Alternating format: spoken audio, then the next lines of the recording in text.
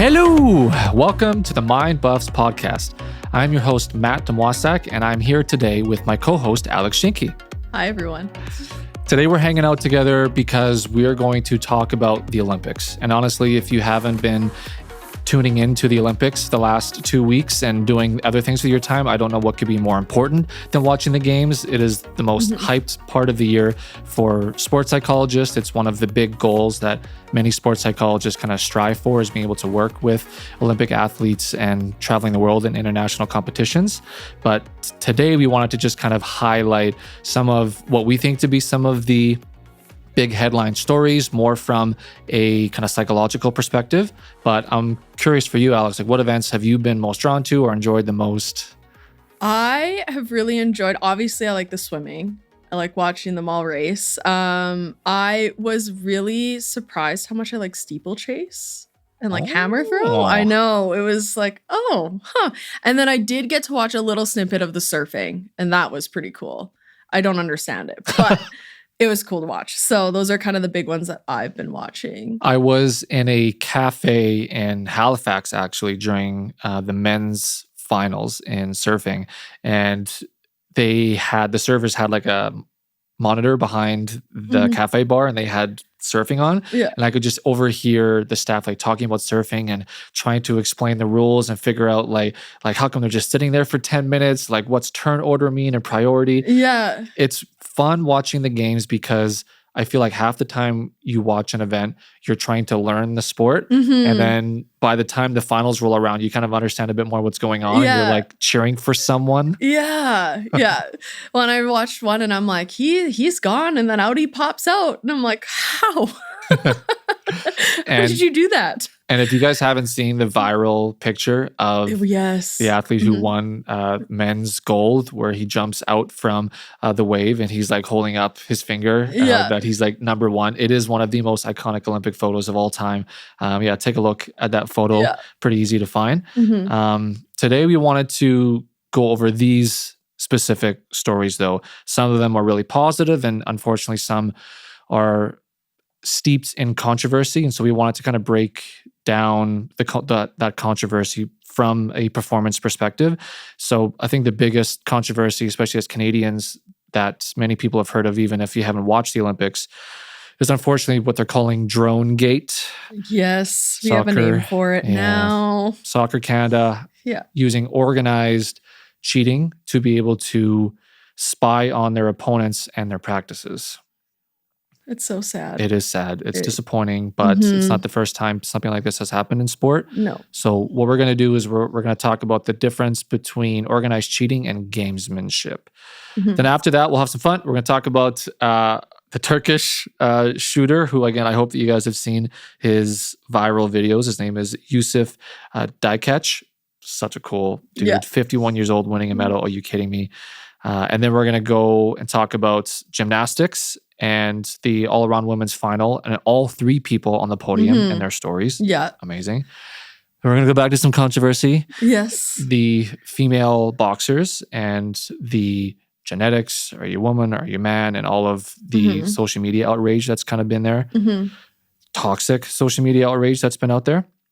And then we'll finish with one of my favorite Olympic athletes. I think she has one of the coolest social media accounts out there. Ilona, who plays for USA Rugby, I think is just smashing women's body issues, women's like physique and how you're supposed to look as an athlete or how you're supposed to eat.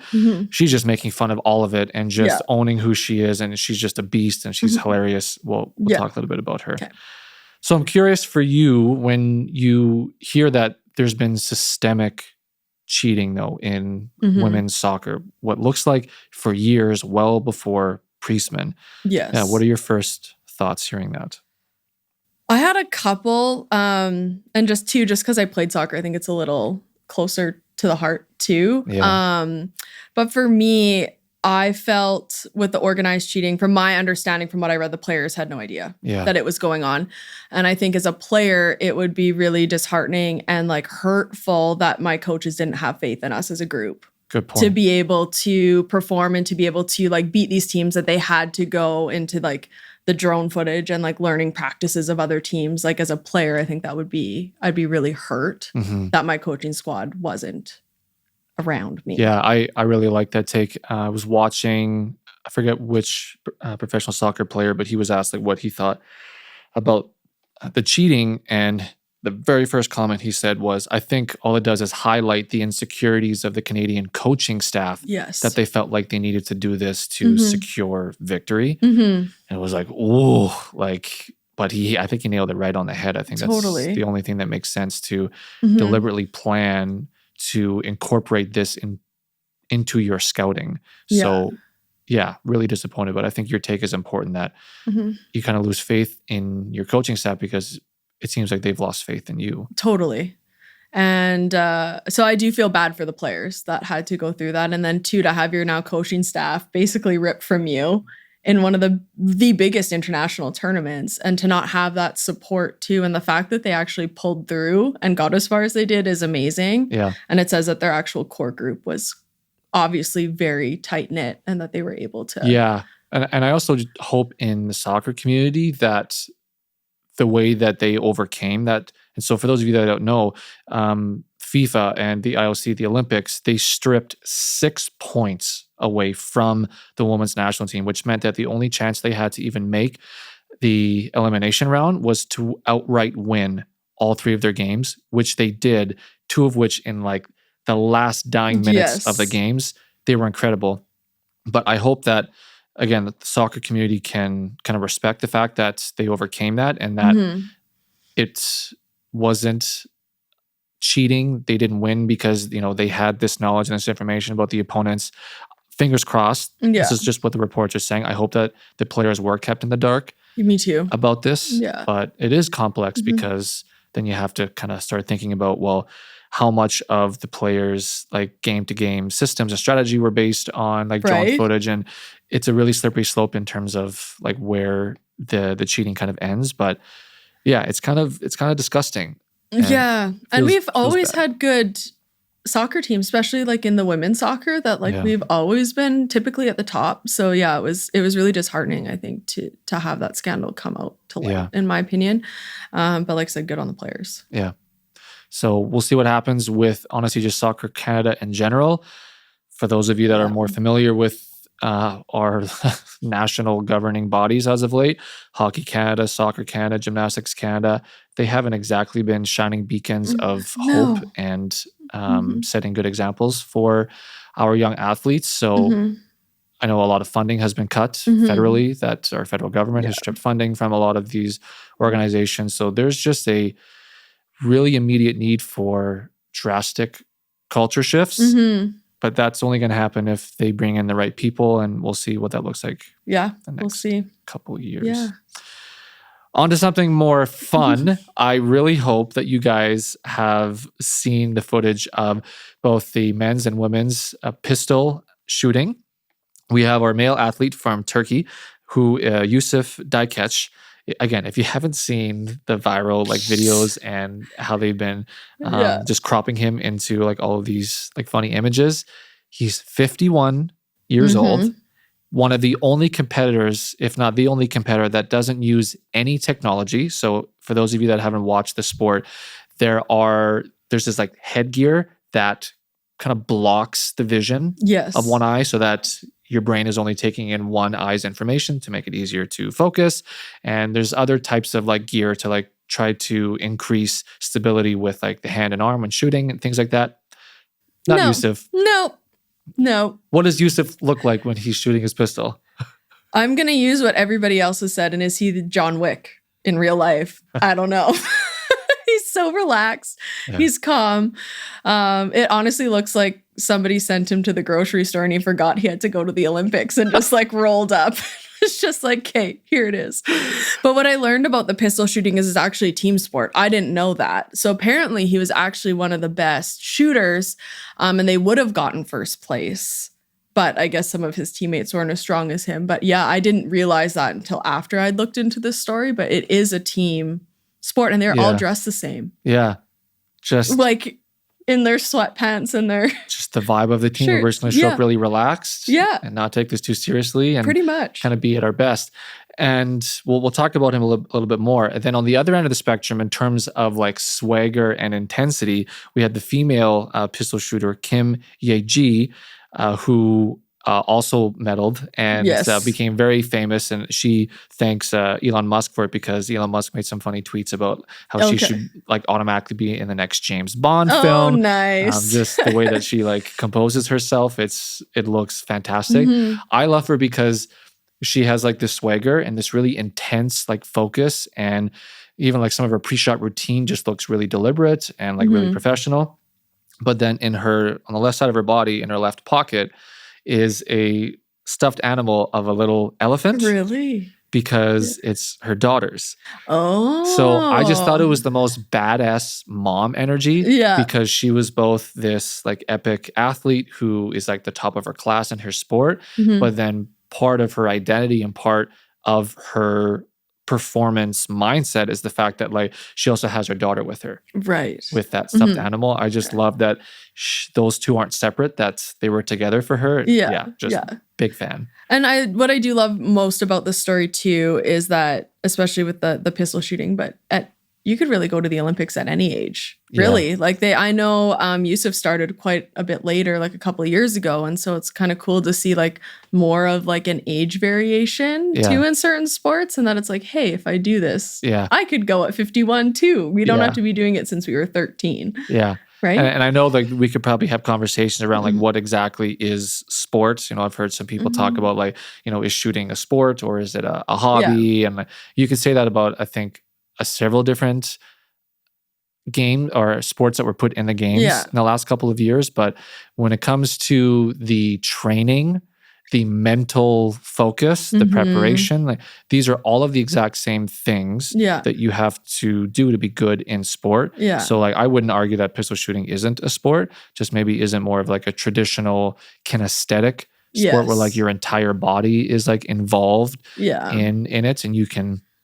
not worry about as much your physique and physical conditioning to be at the top of your game. But if you look at every sport in the Olympics, a different body type is needed to excel at that sport. So sometimes you don't need to have the 8-pack and muscle-bound body from head to toe to be able to be your best at your sport. Yeah. That's another reason why I love watching the games, is just seeing how many different body types can really like prosper and excel if they can find that right sport. Totally. So lots of fun. Again, if you're looking for something fun to scroll through, like look up either of those shooters, because one of the other things I wanted to touch on before talking about gymnastics was I think it also highlights how diverse personalities can be in regards to how they approach the exact same sport at the exact same level. Right. So you've got the more laid back, super cool, chill, like Yusuf, who looks like you could give a shit. Like right. Just rolled in off the streets. Start. Like I love your start with that. And more like Kim, who's I'm here. I'm here to win. I'm here to compete. Like I'm going to do my best. And that level of intensity completely depends on what your personality is, and that you're being authentic to what flow state feels like for you. And again, based on your emotional intensity, it's going to be different. It varies from athlete to athlete. That's one of the things as sports psychologists that we always spend time on with our athletes. Yeah.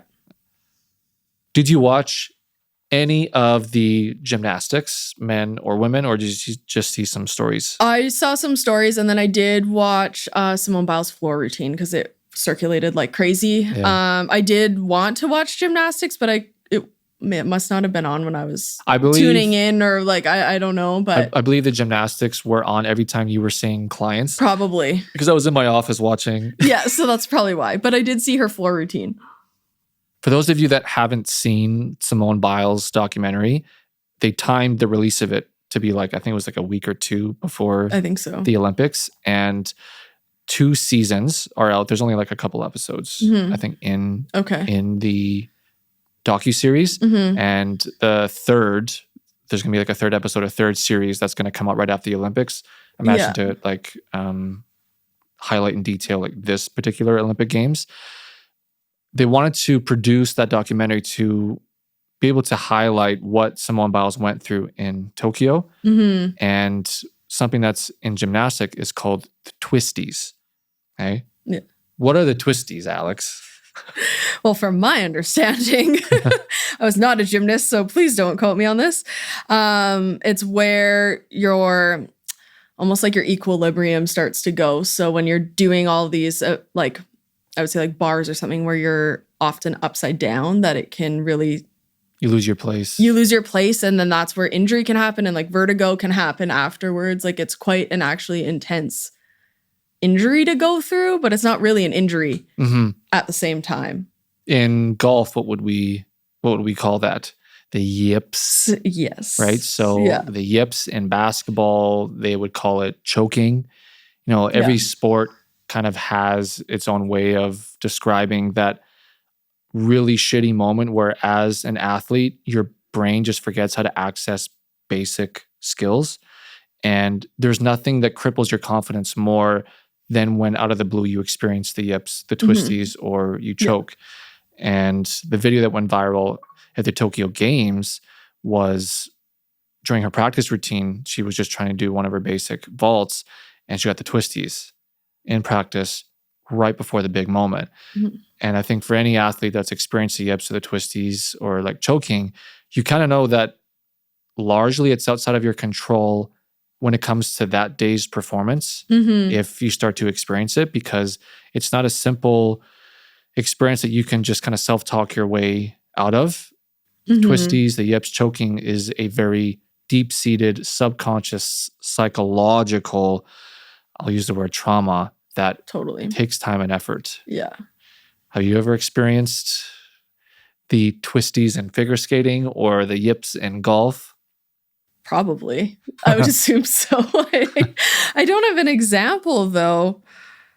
Well, golf, I guess, is the easy one because I'm not as consistent in it, but there's still, times where you're like, oh, I should have made that 2-foot putt. And then, right? And then it sticks with you for the rest of the round, right? And then you're like, oh, throws everything off. Yeah. When there's that doubt of, I just had a bad shot, whether a bad shot in soccer, bad shot in hockey, bad shot in golf, and that doubt starts to creep in. They're like, oh man, like, do I not have it today? Yeah. If that doubt festers for too long, it can create like a disconnection of self where part of the athlete believes that they're fine, they're confident, they can execute.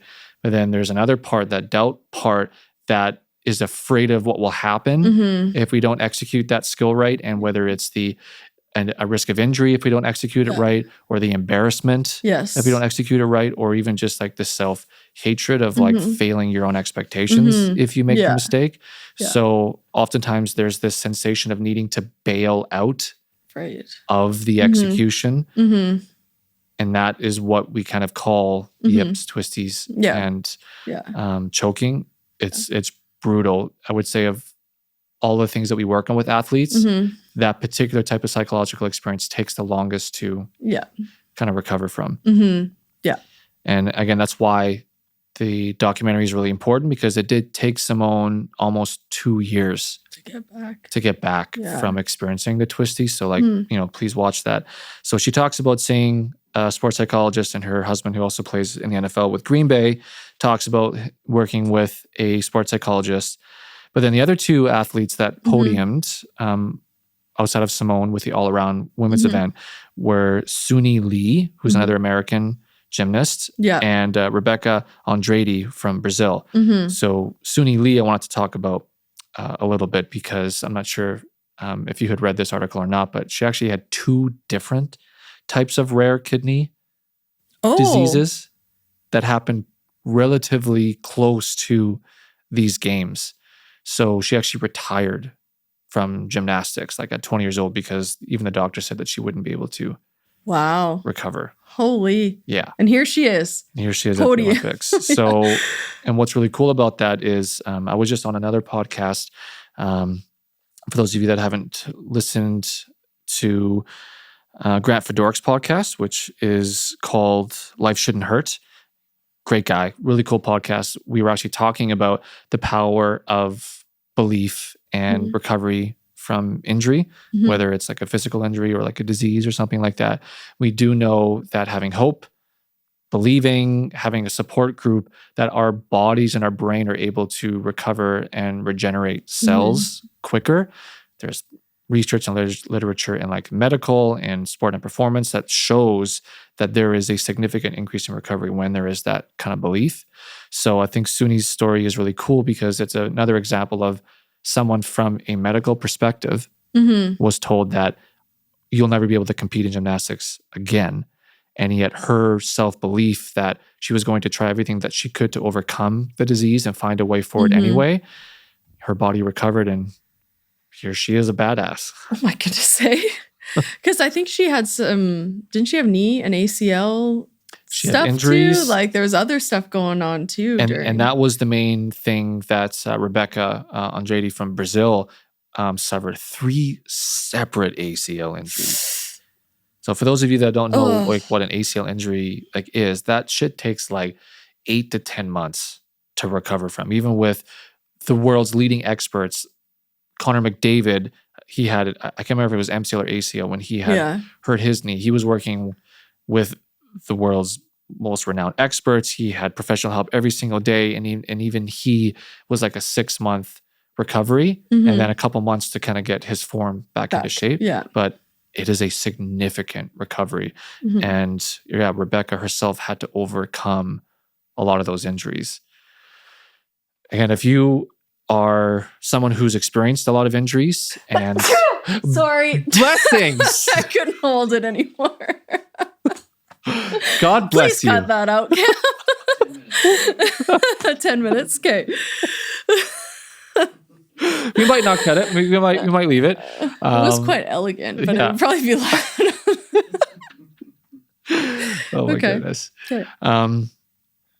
Yeah, the recovery from injury it takes forever. And that's one of the most common things that we deal with when we're helping our athletes. And, you know, if you're still a competitive athlete or someone that still does something at a high level and you've experienced a lot of injuries, if you've noticed that there's like self-doubt or maybe you might call it self-sabotaging, a lack of belief, those types of mindsets often come from having experienced a significant injury. That's why, as psychologists, one of the most difficult things that psychologists encounter are working with people who've experienced like motor vehicle accidents.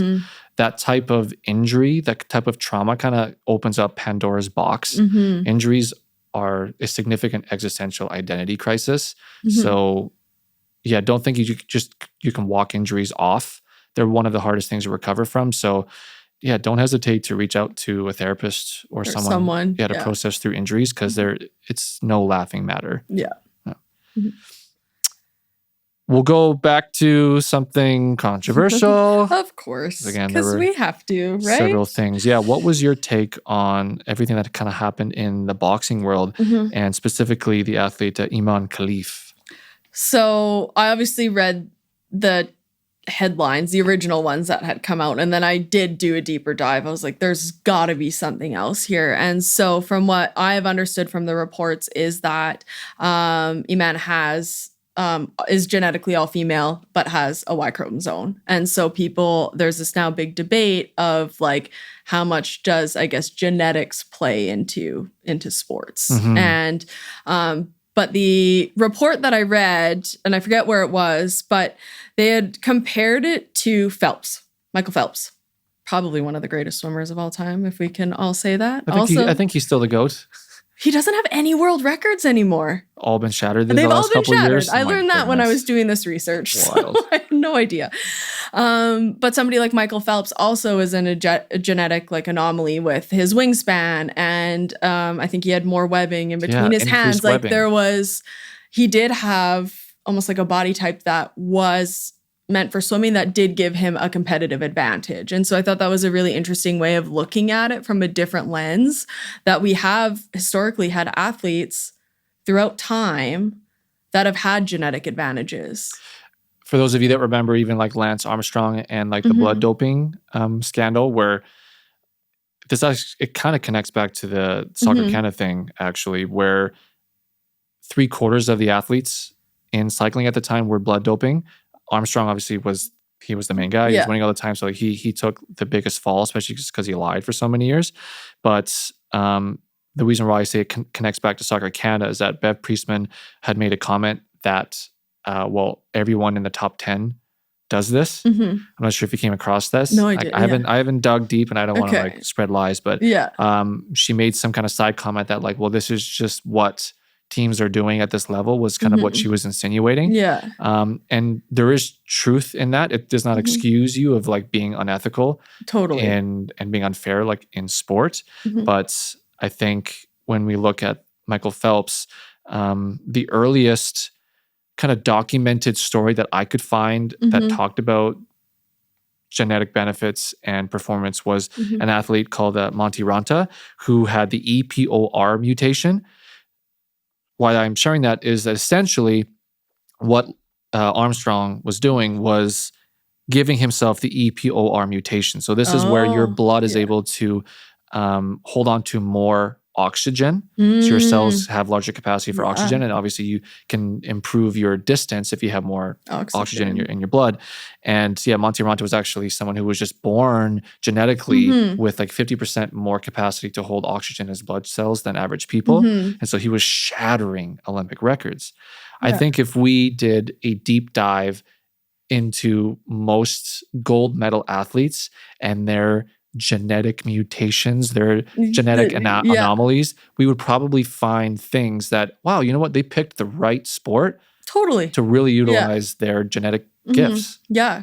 And I know from a sports psych perspective too, that, and I'll use Michael Phelps and even like a man, but you don't get to those levels without training either, right? It takes a lot to get to those levels, and it's not just the genetics that is pushing them forward. And I think people often lose sight of that. And that's what I've noticed in this whole controversy is, again, it's happened before. Yeah.